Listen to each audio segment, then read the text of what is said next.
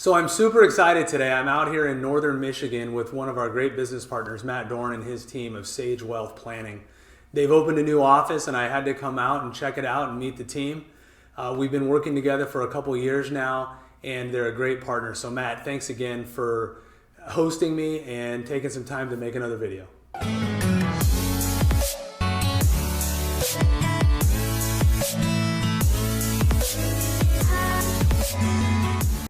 Thanks, and thanks for being here too. No, it's absolutely. exciting for us, and I know the team is thrilled to have you here. And I appreciate all the time we spend talking about this. And I've been in the investment business for a very long time, but we specifically at Sage Wealth Planning we are financial planning centric, right? So we do wealth management, we do investment management, we do financial planning, but we really believe that the investments are fuel for the goals that people have. And when you have a planning centricity, you have an opportunity to talk more about the ends they're trying to achieve than the means of getting there, right? The means are important, but the ends are where the focus is. So one of the reasons that we talk so often is because a lot of people have investments that aren't necessarily stocks and bonds or in a retirement account necessarily. They have rental real estate, they have a variety of things that fall outside the scope of what a more traditional investment firm would focus on. So that's where we come in. We're really looking at what is someone trying to do and listening for the things that are already in place and the goals that they have and trying to add some efficiency to doing it, right? And we wind up oftentimes focusing on for lack of a better term, the recognition of income, right? We do tax planning in addition to investment management because essentially all investment is about producing income at some point, whether it's income now or income later. And the way that income gets recognized, whether it's ordinary or passive, from a real estate investment or capital gains or dividends, it's an important part of the work that we do to see how those pieces fit together so they can be optimized. No, that's awesome. And I think that really is a great differentiator for what you do. One of the reasons that I think we do have such a great partnership is because you are not doing that vanilla wealth management, kind of picking investments. It's really digging in and talking about strategy, talking about tax efficiency. Obviously we're real estate investors. And inherently real estate investing, when done correctly, is incredibly tax efficient. So that's something that we strive to do. But one of the things that comes up a lot with people that I talk to that I'd love to get your thoughts on, because we've talked about it a little bit. So we get, when people invest with us, they invest through a fund, right? Right. And so we have a lot of folks that maybe own individual real estate. They own a duplex, a fourplex. They own something. Maybe they're getting close to retirement. They want to be less active as managers, or maybe they were a few buddies owned something and they wanted to get out of that. And so they're looking to 1031 into our fund. And that's something that you can't do. Our fund isn't designed for 1031. So it's really, they have two options. They either do a 1031 or they sell, they pay the tax, and then they invest. And my belief is that a lot of people do 1031 exchanges not because what they're going into is a good investment, but they're doing it because they just don't want to pay tax at any cost. So they're actually doing poor investments just to save tax, which to me is very, very scary. We've talked a little bit about that in the past as far as some ways that you have workarounds where somebody can actually sell and then over time work off that tax obligations. I would love for you to touch on that, because I think, again, going back to how you and your team are focused on the strategy side as much as anything, that's where people really get the value, in my opinion, for what you provide. But touch a little bit on that for me. Yeah, as I said before, investment is about income at some point, right? It's either income now or income later. And it's very important to understand that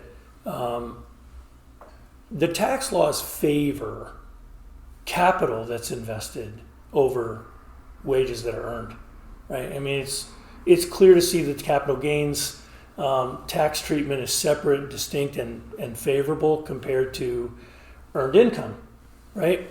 But we often see mistakes made around investment decisions that are really being sort of distracted by the tax problem. And so it's important to recognize that, first of all, the tax is favorable on a capital gain investment. And one of the reasons why we like real estate so much is because in the early years, the depreciation makes the income that it produces very, very efficient. Mm-hmm. But the mistake that's often made with any kind of investment by kicking or deferring the tax burden too far is that eventually you lose control over it, right? We see this, and I'll relate it to more on the retirement side now, but people who've been really good savers, worked hard, kept their head down, contributed to their 401k, their 403b, their SEP, their IRA accounts, have often been thinking all along that they would leave the tax deferred money deferred as long as possible, at which point, the government forces their hand to take a distribution called an RMD. And what we often see is, had they had a more intentional strategy in place for taking distributions earlier than the latest possible date, they would have paid less tax in doing so. But we've just been sort of conditioned to delay tax instead of thinking about how could I reduce my lifetime tax liability. Mm-hmm. And reducing the overall liability is a worthy ambition. That requires looking at the various things that people own and thinking about the timing of recognizing income. So unless the tax can be completely avoided, which it generally can't, right? There might be a step up in basis if somebody dies with an appreciated asset, but unless the tax can be completely avoided, it really should be planned and recognized intentionally, mm-hmm. because it can reduce the liability. Right. Is there some examples that you could talk through a little bit, like, somebody sold a property, they've got gains of X and the tax liability, and then how they could work that out over time? Yeah, there are certainly times when somebody's got a really big tax. Sure. They've got a really big embedded tax gain, or they're selling a business and it has that attendant problem with it. So, but in some cases, if someone had the intent to sell a business and generate income with the proceeds, and they were also charitably inclined, it can make a lot of sense to set up what's called a charitable remainder trust, take the highly appreciated asset or business, sell it within the confines of a charitable remainder trust where the capital gains are not due and payable, mm-hmm. right away, generate an income from those proceeds that pays them for the rest of their life as long as the remaining amount at their passing goes to a named charity. Those kind of structures encourage, charitable giving, and it also, assuming those conditions were right, that somebody had the intent to produce income from it and leave money to charity at the end, can mean it's a lot more efficient way of liquidating a highly appreciated asset, turning it into an income stream, and supporting what they were going to do anyway. Because the capital gains tax is not due upon sale. Right. Okay. No, I mean, yeah. So what I'm really hearing is that you really need to be thinking about kind of that lifetime tax obligation that you might have in these types of transactions, and not just I'm going to avoid tax forever, right. Because that's really not a reality. Yeah, and what happens with what comes with the idea that I'm going to avoid it is that I'm really just kicking the can down the road. Yeah. And eventually there's a confluence of things that happen where we lose control over the rates that we pay instead of being intentional along the way. And I think the job of the planner and the modern advisor is to listen to what the client is actually trying to do, and then take a look at the assets and the things, and the strategies and the accounts and the investments that are already in place, and begin to coordinate those things. Yeah. I mean, one of the things that you like to say, so I like to quote it, is that you need to look at the IRS as a business partner and not an adversary, and look at what they're wanting you to do. You're paying capital gains from anywhere from 15 to 20%, right, depending on where you're at. And ordinary income is north of 30 all in for those kinds of stuff. So, they want you to do these long-term investments and be a saver. And it's a bit of a retraining, right? Because if if you're willing to go to work every day for 30% in tax and pay, why wouldn't you want to do some type of long-term structure? Absolutely. And pay half. Yeah, and to your point on that, the quote that we often reference about the IRS being your business partner, the tax laws are really a set of incentives. It's pretty clear that if you do this, it's favored over doing that, right? And you don't have to look far for those examples. Municipal bonds, which are issued by municipalities like, cities, towns, states, government entities, encourage people to invest in their local community by making the interest that those bonds pay free from federal, state, and local tax if it's a local bond.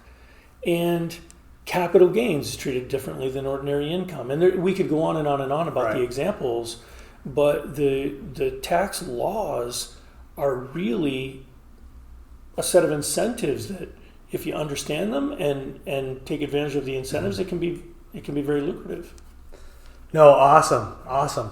Well, and you're exactly right, and it's really helpful. And so much of what you do, and even I do, when I have potential new investors, is kind of re-educating about some of these things, because of what is kind of in the norm and what's in the market isn't always correct. And certainly for me, when it comes to 1031s, time and time again, I see people going into what I consider bad real estate deals that could potentially, sure, you're not paying tax, but your asset went down in value, by a significant amount, right? And we've all seen that and heard stories about it. So we want to be cognizant of it. So Aaron, sometimes the further we see people get away from the goal they're trying to support with their investments, the more convoluted the actions become, right? So if we're thinking about, we're trying to support this goal or generate that amount of growth or income, the investments exist to do that. And in many cases, the investments have done a great job of supporting that goal or ambition. But when it comes time to using it for exactly what it was intended, the desire to avoid paying tax gets in the way. Yeah, absolutely. I see that time and time again. So for us, our home base is, what is our client trying to do? And what are the various resources or strategies that we can employ to help them do what they're trying to do in the most efficient way? Right? Right. The further we get from what are we trying to do and how can we do it efficiently, the muddier the water becomes. No, it does. And again, just jumping back to real estate, because that's what I know, you get with folks that they're on their third, fourth, fifth 1031, they have a large tax obligation, where in my mind, it's now a massive liability, right? So you really get hamstrung, in my opinion, on what you can do. Yeah, and in our world, that could easily be a stock position that has performed so well that it's just become enormous, and it drives the risk higher, or it drives the result of the portfolio, and there may be an unwillingness, or maybe it's not very palatable to consider selling that position because of the tax that's going to come with it. But really, the investment did its job. It did it so superbly well that now it's bigger than it needs to be. And so our goal is to really listen for what are we trying to accomplish, and design an efficient path to accomplish it. And recognizing that you've earned money, that you've gained from an investment is not a bad thing. Right.